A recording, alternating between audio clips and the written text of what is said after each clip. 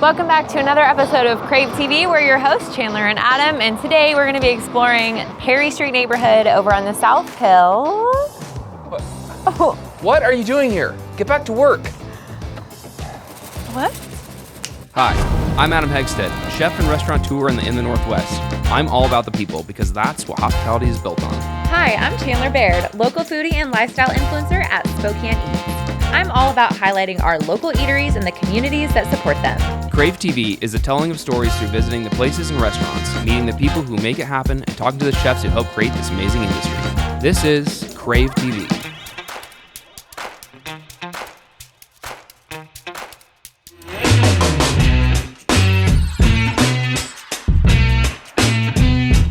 We're gonna head inside the grain shed, one of our favorite spots, meet up with Don and see what he has in store today. Hello. Hi, Chandler. How are you? Good. How are you? I'm Don. Hi, Adam. Hi, how you doing? Welcome to the grain shed. Thanks for having us. We're so excited. You're most welcome. I'm one of the founders here, along with Teddy, Joel, and Sean. Would you guys like to take a little tour? We would love to. Of course. So I'm the farmer that grows all these old ancient grains, and then we have Sean, who's a culinary guy, but then who went deep diving into the baking world. And then Joel and Teddy do the brewing, and Joel really handles all of the backroom stuff as well. So your background is a farmer, right? Yes. You've been doing that for... I grew up a fifth-generation farmer down in the Palouse country, but couldn't wait to get off the farm when I was young, so I left for many decades and came back about 15 years ago. Okay. So I bring the grain in here, and then here we have the kind of the first stone mill in Spokane in probably 100 years or so. Wow. And so the grain's brought in weekly, and then we fresh mill every morning. So from the farm side, so I'm really a seed farmer. So we investigate seeds from around the world, literally, and work closely with WSU. And so when we identify a grain that we like that was historically important at a particular time, then we source those grains out with the help of WSU or people that we know overseas and the like, and working with other genetic seed banks in various countries. And so then we start literally on the farm with like literally 100 seeds. And then we do work with Mount Vernon WSU people to increase that until then we have enough quantity for malt and beer and the like. So the guys stone mill here, and then they do their magic baking. And here we have our custom-built bread oven. All right. We keep the heat on it all the time, feed it at night so it's ready for the guys in the morning, and it only shuts down on Monday night typically. Yeah, it's super interesting. So you can put wood up top and on the bottom, so it keeps it very even heat. That's usually it's like one place, and so I think that's pretty interesting. Yeah, a unique design. Sean really researched this a lot, and we're really pleased with it. It works good. A work of art. And a lot of it is the historical context of what we're trying to do as well, with the grains and more old school methodology. Yeah. We really view ourselves as a neighborhood enterprise. Yeah. And so we work really closely with the folks Trying to help build that community. Yeah, we really try to be community oriented.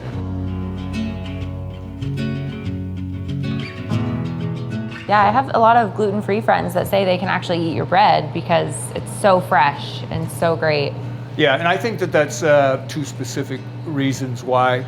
One is because of low chemical toxicity and supply chain. That's what I provide as a farmer. The other thing too is that it's all whole grain, very long ferment that breaks down the gluten strands. It makes it more easily to be digestible by a lot of folks. Yeah. But a lot of people are sensitive and can do it. And so we kind of tested small amounts of cookies and breads on all the nieces and nephews and all of that.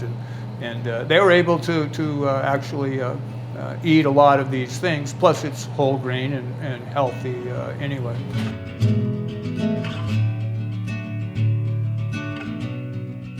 This is a Sonora beer, so it's a light, crisp, kind of summery beer. Okay. And it's also what we make a lot of the breads with as well. The Sonora wheat. Oh, Yes. okay.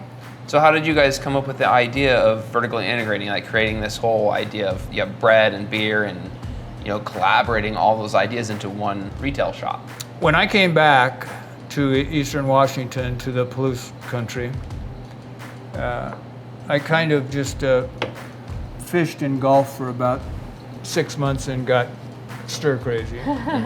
So I started looking for something to do that would help reinvigorate the rural environment.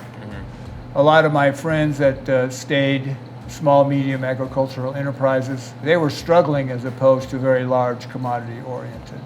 So the idea was, what could a guy do to enhance the value on a per acre basis? What we're looking at is value adding all the way from the field all the way to pint and loaf. And so when I talk to folks, they mostly say, well, how many bushels do you grow? Yeah. How many tons of barley? Yeah. And I say, we don't grow bushels or tons of barley. We grow loaves of bread and pints of beer.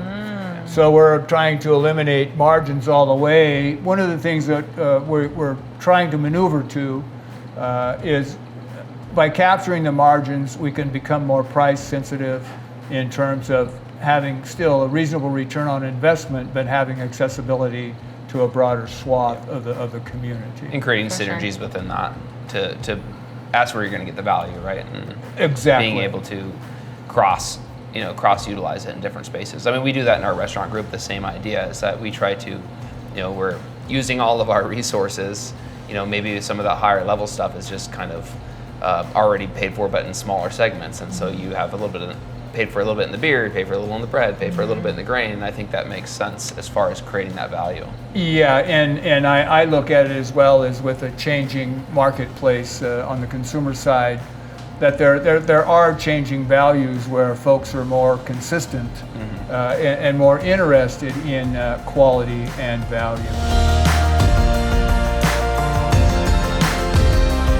Thanks again. We're going to continue to dig in. Join us after the commercial break for more local spots in the South Hill.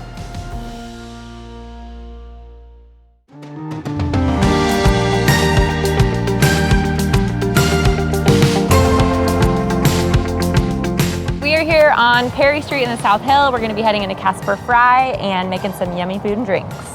Hi, Adam. Hi, Chandler. Hi. Welcome to Casper Fry.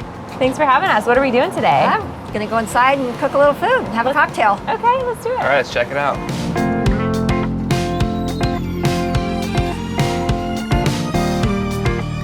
We'll cook a little food and maybe have a drink. What, we're cooking? You're cooking. I'm cooking. You're cooking. We're Okay. putting you to work. All right, I'm ready. Go for it. Let's go. I'll just hang out here. Hey, chef, what do you got going on back here? So right now I've got brine and cold smoked pork chop. Oh, that looks good. We're gonna season that up, send it into the Jasper, and then we're gonna do a summer succotash. Okay. Preserved tomatoes, and we'll finish it with a peach agrodolce. Oh, that sounds really good. Yeah, I love cooking over wood fire too, so that's creates Oh. such a good flavor. it's great. So what's yeah. in your brine? Molasses. We've got mustard seeds, apple cider vinegar, water, salt. So this is the Jasper. Don't have a thermometer on it, but it gets really It's hot. warm. It's warm. Let's get that in there, and I'm gonna send a pan in as well. Okay. So how do you like cooking on this? Oh, I love it. Yeah. I've cooked on it for 3+ years probably, so Okay. had a lot How of long time. have you been here? I've been here. I've worked for Deb and Ben for around 6 years. Okay. So in here specifically about 3. Okay, cool. Yeah, absolutely. Yeah, it's one of my favorite places. I love this place. So. We Delicious appreciate food. it. Yeah. Oh, that smells so good. Yeah. Yeah, it smells awesome. Hit that with a little bit of oil. Just send it back in for a minute. So what's your background? What's your story? So I'm from Arizona, and after college I graduated and kind kind of just started moving north. I lived in Salt Lake for a while, cooked there. And then randomly, a buddy of mine was like, hey, I'm moving to Washington, you want to go? And I think I was about 23 at that point, and I said, yeah, I'll go to Washington, why not? And kind of been here ever since, so. Oh, cool. Yeah. Well, we're glad to have you here and making some great food over here, so. Yeah, so got some sweet corn in there. Gonna send that all back in for a minute. So what inspires you? Like, what gets you excited about your job, about your, things that you're doing here? Just making food that people enjoy.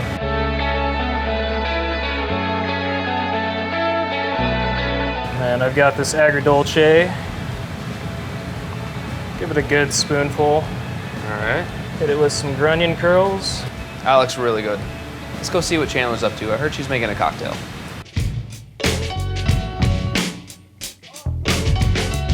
Hi, Ben. Hey Chandler, how's it going? Good, how are you? Good, thanks for coming to Casper Fry. Thanks for having us. What are we doing today? I'm gonna show you how to make one of our cocktails on our special menu right now. Okay, you're gonna show me, so like I don't have to do anything, No, right? you're gonna do it. Oh, I'm doing it? Yeah. Okay. Show cool. you how to do it. Put me to work. Let's do it. Okay, what's the cocktail we're making? We're gonna do one of our cocktails on our fresh sheet for the month. It's called Fly a Kite. Did you make up this recipe? Yeah, did. All right, so you are a master. Okay, step one. Step one, we're gonna start with our gin. And we're gonna do 1.5 ounces of that in our small little tin there. Smarter than she looks. Okay. There you go. And then we can do 1/2 ounce of our Genepi, which is Italian liqueur. It's kind of based off of wormwood, so a little bit of licorice flavor. So 1/2 ounce is the top Yep. line? Middle, line. yep. Okay. And you also, so you work here at Casper Fry. Woo! It's gonna be a little heavy. We'll keep a little bit. It's all right. Like, she sucks at it. Okay, so you work here, you work at Durkin's, Yep. you work at. Here, Durkin's, Durkin's. sometimes occasionally at Madeline's if Okay. they need some help. Yeah, But and you're mainly bartending and that kind of thing. Tried to bartend as little as possible. Yeah. but- And you're part owner at Durkin's, right? Yep. Okay, Yep. very cool. Okay, what's next? Next we'll do our lemon juice. We're gonna do 3/4 ounce. So we're gonna go to that top line there. Everything I've been doing is pretty much been to the top line, just so you know. So if this tastes funky, it's my fault, obviously. Is this fresh squeezed? It is, yeah. Wow. Okay, top There you go, line. perfect. I'm very much like a don't measure things kind of girl, which is probably not good for a cocktail. Customers probably like you though, because get a Over boozy pour. cocktail. Uh-huh. Yep. Okay. And then we'll do 1/2 ounce of that. Strawberry syrup, you make this in-house? We do, yep. Ooh. Get strawberries from the market right now. Oh my gosh. Just cut them up, cook them down for about an hour, and just a simple syrup. And then Perfect. strain them out. I love that you go the extra mile and you can taste it. Yeah, Yeah. definitely. It does make a big difference. Yeah. So now we're gonna fill this guy up with ice. to the Okay, top. with this guy? Yep. So your background, like did you just kind of learn by doing? Grow up in the restaurant Yeah. industry? Grew up with my mom being in the industry, kind of doing the catering stuff and helping her out. And then wanted to open a coffee shop, and my mom was like, no, we're gonna open a restaurant. She's like, actually, I have a better idea. Yeah. Okay, flip So- it, shake it. Yeah, make sure you have your one hand on the top there. That way you don't hit everybody. What's the actual, like, isn't it like this? You could do that. That's more of like How do a you Tom do it? Show me Cruise how move. you do it. Oh, one-handed? Yeah, there we go. Okay. Okay, so you learned by doing, you grew up in the industry, and you Yeah. just kind of like always Just- wanted to do this? Kind of hit every part of the restaurant business. Mm-hmm. Washing dishes, cooked food here at some point, served food, bartend, host, just kind of You can do it done all. everything. And yeah. you can also wake surf really well, Yeah. except he broke his nose wake surfing. Yeah, this So is we have awesome. to address it, right? Yeah, right. So here, Top there, yeah. boop, and Yep. then boop. Okay. And then just try to keep that out of the cocktail. Okay. Ooh. Yeah, till dry over poured.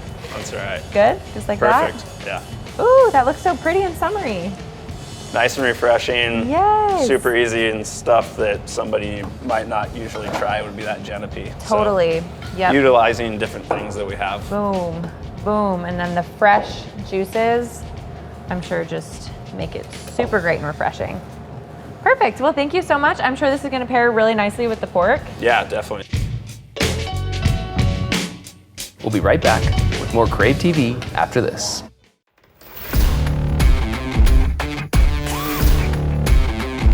Okay, so I'm going to talk a little bit about toasting spices. Okay. So really, this is how you're going to get the most flavor from your spices, is you're going to give a little bit of heat to it. What that's doing is sort of opening up the flavor and the aromatics, is releasing those oils. So really just tossing them around in the dry saute pan until they start to toast up. You'll see them start to crisp up a little bit, like they'll start to toast a little bit on the edges, and you'll see a little bit of brown. And that's when you know they're done. What's your heat at, like medium? It's like kind of medium-low, because really once they start to turn, they really start toasting really quickly. And you want to take them off the heat immediately, because they will continue to cook and they'll continue to brown. And so the idea here is just to toast them up just barely, just enough to release those oils and get them more aromatic. And then you're going to get a lot better tasting spice. So how long does this typically take? This take like 2 to 3 minutes, not very long at all. And then you can either take these and you can grind them in a spice grinder like this. Ooh. And so you'll just take them, put them into the bowl. Okay. Turn our heat off, and then just do a really quick grind.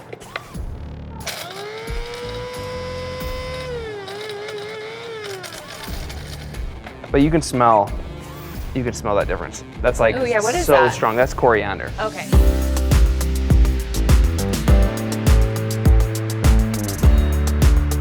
So do you see the beautiful cocktail I made you? Yeah, did you see what I made here? Look at that. Let's focus on this for a second. Okay, this is beautiful. Okay. This is beautiful. So we're gonna dig in, but first we wanna hear all about you and your story and your love for Spokane.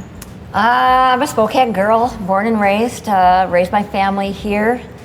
Never in a million years thought I would be in the hospitality or food industry. When my oldest daughter, Meg, was in college, she called home one day and said, hey, why don't I go to culinary school and we'll open a restaurant? I'm like, no, too much work. But You probably still feel that way. I do feel that way. She did graduate from college. We sent her off to San Francisco to a baking institute there while I shopped around for a location for what would become Madeline's. Madeline's is now 14 years old in our second location. Ben got out of school, was doing coffee at Madeline's, super into coffee, went to Sumatra, studied, wanted to open up a roast house, and I said no to that as well.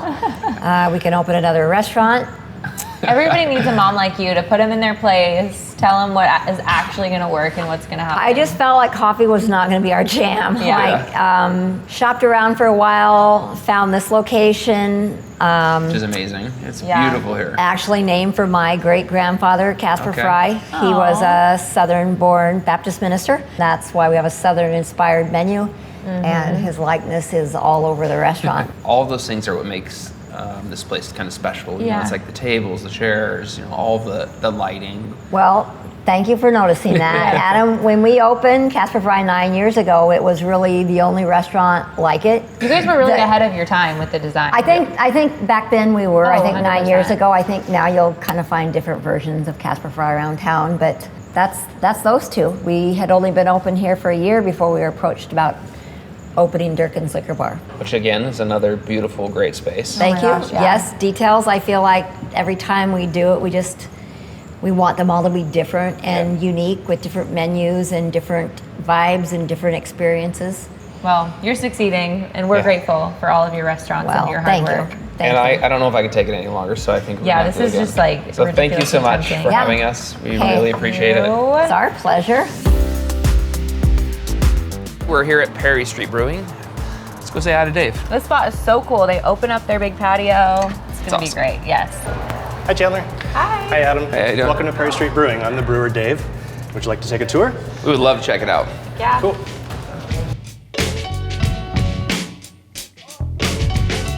This is it. This is the brew house here. That's Okay. where we actually make the beer. I had no idea that y'all actually made beer here in your store. Yep, we have the restaurant and the tap room out front, and then So we actually cool. make the beer here in Yeah, it's cool. You can back in like the tuck house. it into the Yeah. restaurant and everything. Yep. What he did was he actually got a pub system, which is a smaller footprint. So two of the tanks are stacked on top of each other here. Oh, got it. That's why this one is Oh. taller. So you'll see the split Yep. in the middle. How often do you guys fill these up? How much beer are you guys brewing? And it's a 7-barrel system, Okay. which is roughly a couple hundred gallons.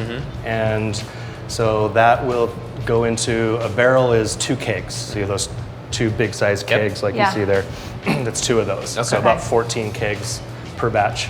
And then these big guys you see, this is actually a quad tank. The big guys you see are double tanks. So since our IPA won the Great American Beer Festival gold medal, Yes. we're getting a lot of traffic with that, and so we're actually doing double batches of that beer now. Oh, wow. Just to keep That's up great. with the demand.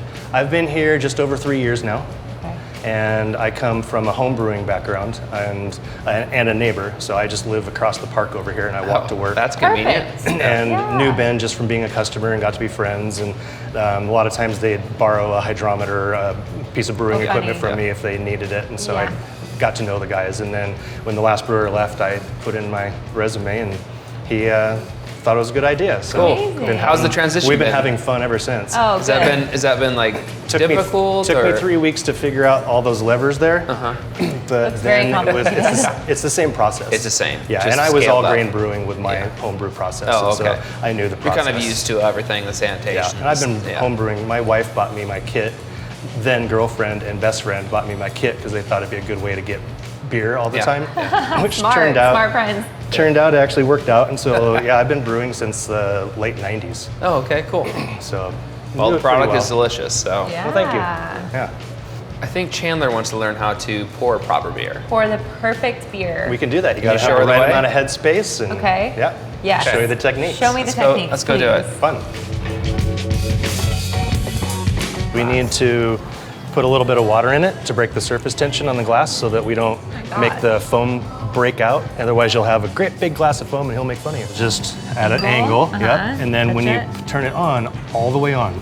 Don't just a little bit, it's either on or it's Send off. it. If you go in the middle, you're just gonna have a whole bunch of foam. Okay. And then And when do I stop? you stop as it gets up to the tap, you'll go flat and then drop it down. And Okay. then as you drop it down, that's what's gonna create that perfect, about a head, a little bit of splash. So that's the technique, is that little part right there. Yep, you did it. Do you, That was actually pretty do you impressive. Not too usually bad. have to put the sound in there, or is that just extra? Dude, Well, there you have it. First try. not too bad. That's pretty good. Thank you. Thank you. Wow, Adam complimenting me. Join us next weekend on Fox 28 for another episode of Crave TV.